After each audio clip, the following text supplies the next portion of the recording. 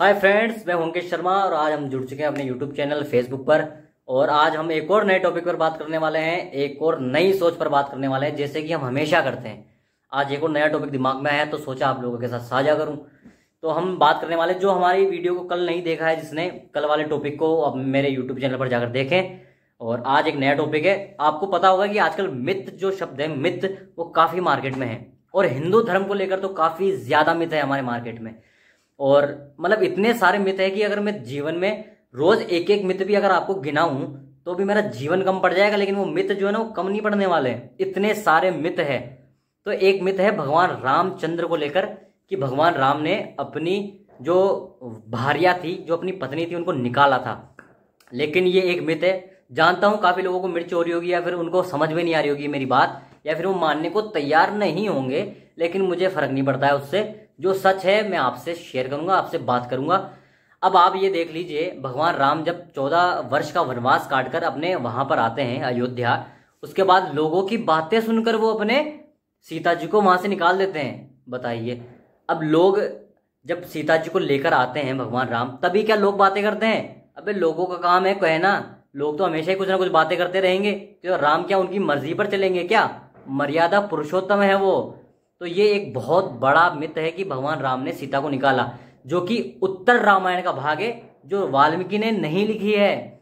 उत्तर भाग जो आप जानते हैं, रामायण जो है वो 7 कांड में विभक्त है, और जो 7वां कांड है उसके अंदर श्रीमन नारायण कर चुके हैं वाल्मीकि जी। युद्ध कांड जो है उसके अंदर कह चुके हैं कि भगवान राम ने युद्ध लड़ा, उसके बाद आकर 11,000 साल तक अपना स्वराज्य किया, और उनके बाद अपने पुत्रों को अपना जो राजगद्दी उसको सौंपा है। भगवान राम के जो वंशज है वो आज तक हैं, और उनकी जो वंशावली है वो भी अभी अवेलेबल है, जो आपको रघुवंश जैसे महाकाव्यों में मिल जाएगी। तो ये जो बहुत बड़ा मिथ फैलाया है, ये आप सोच सकते हैं कि किस मेंटेलिटी को हमारे अंदर डालने के लिए मिथ फैलाया गया मार्केट में। और जो आप कहते हैं कि हमने तो रामायण में देखा, टीवी सीरीज में देखा है, मानता हूं देखा, मैंने भी देखा है, आपने ही नहीं देखा, मैंने भी देखा है। तो जो रामायण और जो महाभारत बनाई है रामानंद सागर जी ने 1987 के आसपास जब भी बनाई है, लेकिन उसी समय के दौरान वो रामायण और वो महाभारत जो भी है, वो रामायण जो है जो रामानंद सागर जी की लिखी हुई है, या फिर रामानंद सागर जी ने जो अपने चलचित्र में दिखाया है, वो उन्होंने तुलसीदास जी की जो रामायण है, रामचरितमानस जिसे हम कहते हैं, रामायण नहीं कहते, रामचरितमानस है, उसको बेस बनाकर उन्होंने वो रामायण लिखी है। अब तुलसीदास जी की हम बात करें तो तुलसीदास जी का समय है लगभग 1500 ईस्वी के आसपास। उस समय हम किसी के अधीन थे, हम स्वतंत्र नहीं थे उस समय मुगलों का राज्य था। और तुलसीदास जी के बारे में अगर आपको पता हो, उन्होंने खुद कहा था कि उनकी जो कृतियां हैं एक बार चोरी हो गई थी, और चोरी होने के बाद जो कुछ बचा कुचा सामान था, उन्होंने अपना जो एक मित्र था टोडरमल जी करके, उन्होंने जो अकबर के नवरत्नों में से एक था उनको सौंपा, और अकबर के दरबार में उसको कृतियों को सेफ रखा।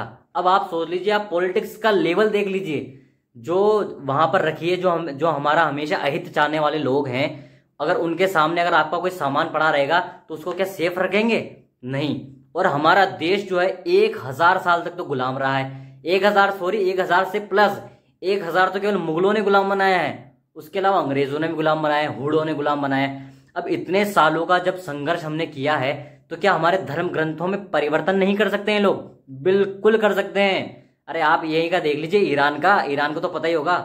ईरान में इतने सारे जो धर्म है, वहां के जो लोग थे, पारसी जो लोग थे, वहां केवल 300 साल, 350 या 400 साल राज किया मुसलमानों ने या मुगलों ने, जिन्होंने भी आके किया।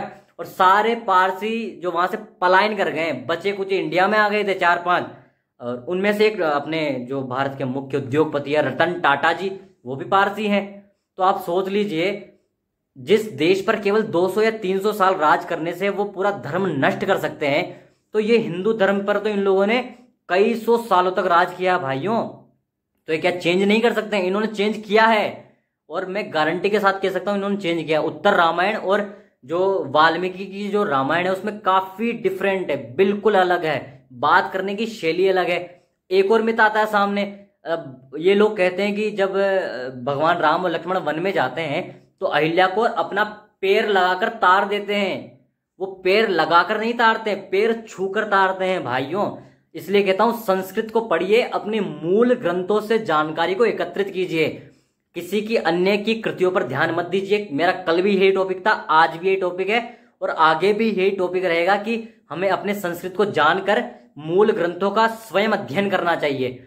अब किसी ने क्या लिख लिया, हमने पढ़ लिया। रामायण में जो वाल्मीकि रामायण है संस्कृत, उसमें लिखा आता है राघवौ तु सदा तस्या पादौ जगहित, मतलब राम भगवान और लक्ष्मण भगवान जाते हैं और अहिल्या जी के पहले चरण स्पर्श करते हैं, चरण को स्पर्श करवाते नहीं है, चरण स्पर्श करते हैं और उसके बाद माता को प्रणाम करते हैं, तब उनका उद्धार होता है। तो ऐसे मार्केट में बहुत सारे मिथ है, हमें जागरूक होना पड़ेगा और अपनी संस्कृति को जानने के लिए थोड़ा संस्कृत को भी सीखना पड़ेगा। अब मैंने आपको जितने भी मेन टॉपिक थे इसके बारे में बता दिए, हम पे इतना राज किया लोगों ने, तो जरूर ये लोगों ने साठ गांठ करी ही है। तो आज से अगर आपको कोई कहे कि भगवान राम ने सीता को निकाला तो आप बिल्कुल मना कीजिए। और सबसे बड़ी बात यह है भाई, हम हिंदू हैं भाई, तो अपने धर्म को लेकर हम पॉजिटिव ही सोचेंगे ना, नेगेटिव क्यों सोचें। अगर कल को आपकी लड़ाई हो जाती है आपके परिवार में, आपके समाज में किसी के साथ, तो आपके जो बेटा है बेटी जिसकी भी लड़ाई होती है, आप उसके पक्ष में सोचेंगे या विपक्ष में सोचेंगे।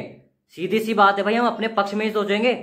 तो अपने धर्म को लेकर भी उसके पक्ष में ही सोचना है। अगर पक्ष में सोचने के बाद भी अगर कोई क्वेश्चन दिमाग में आता है तो आप वैदिक ब्राह्मणों से मिलिए, अच्छे संतों से मिलिए, किसी फक्कड़ के चक्कर में नहीं आना है, या फिर जो बिल्कुल नहीं जानता, संस्कृत का ज्ञान नहीं है, ग्रंथों को पुराणों को नहीं पढ़ा है, उसकी बातों में बिल्कुल नहीं आना है, ना ही भटकना है। लोग हैं, लोगों का काम है कहना, उनकी बातों में मत आए। मेरा आपसे करबद्ध निवेदन है, अपने ग्रंथों को पढ़ने के लिए अच्छे गुरुओं का सानिध्य लें, संस्कृत का थोड़ा बहुत ज्ञान रखिए ताकि आपको समझ में आने लगे, और पॉलिटिक्स को थोड़ा समझिए। हम लोगों पर बहुत ज्यादा राज हुआ है, इसलिए हम इसमें अक्षम रहे हैं कि अपने धर्म ग्रंथों को पूर्ण रूप से बचा सकें। अब किसी की कनपट्टी पे बंदूक रख के कुछ भी उगलवा सकते हैं, आज भी होता है, पुलिस बयान लेती है कई बार बंदूक रख के, तो वैसा ही हुआ है। आप इन लोगों को मत मानिए, मिथ बहुत सारे हैं मार्केट में, आज भी हैं और आगे भी नए नए मिथ आएंगे, जोक्स आएंगे, उनको आप इग्नोर कीजिए और आप अच्छे गुरुओं की सानिध्य में जाइए, वैदिकों की सानिध्य में जाइए और अपना कल्याण कीजिए और हमारा कल्याण कीजिए और विश्व का कल्याण कीजिए। धन्यवाद। आज की बात इतना ही रखते हैं, कल मैं और मिलूंगा आपको एक नए टॉपिक के साथ। अगर आपको इस वीडियो से रिलेटिव कोई भी शंका है, कोई भी अगर आपको क्वेश्चन दिमाग में आ रहा है, आप कमेंट कीजिए, फेसबुक पर भी कमेंट कीजिए और यूट्यूब पर भी कमेंट कीजिए। मैं आपको वादा करता हूं, मैं आपके जवाब आपको सही समय पर दूंगा। जैसे ही मैं कमेंट पढ़ूंगा आपको जवाब दूंगा, और आपको संतुष्टि ना हो तो मैं संपर्क सूत्र भी दूंगा, आप मेरे से बात कर सकते हैं। आपको पूर्ण संतुष्टि के साथ आपको विदा किया जाएगा। जय हिंद, जय भारत, जय श्री राम।